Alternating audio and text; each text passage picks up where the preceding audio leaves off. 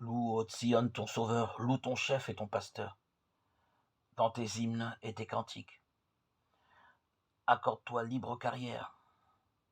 Il dépasse toute louange. Peux-tu suffire à te louer? Voici le sujet de louange, qui t'est aujourd'hui proposé, le pain vivant et vivifiant, donné comme il est manifeste, au banquet de la Sainte Seine, à la troupe des 12 frères. Loue à plein cœur, à pleine bouche, mais que la douceur et la grâce soient dans ta jubilation. C'est en effet la journée solennelle où nous fêtons de ce banquet divin la première institution. À ce banquet du nouveau roi de la nouvelle loi, c'est la Pâque nouvelle qui termine la Pâque antique.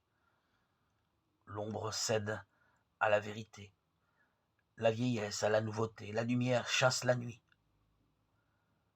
Ce que le Christ fit à la scène, il ordonna de le refaire, pour se ressouvenir de lui.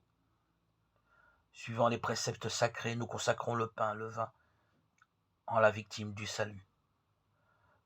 Le dogme transmis aux chrétiens, c'est que le pain devient la chair et que le vin devient le sang.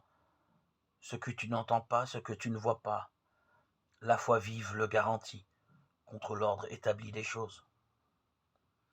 Sous des espèces différentes, simples signes, et non plus la chose, sont des réalités divines.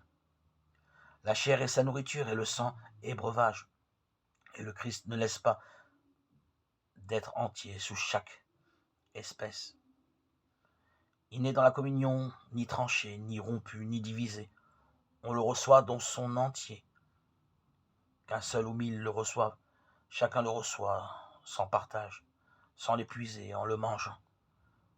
Les bons et les mauvais le prennent, mais pour un sort bien différent, pour la vie ou pour la mort. Mort au mauvais et vie au bon. Quelle différence d'effet dans la même communion.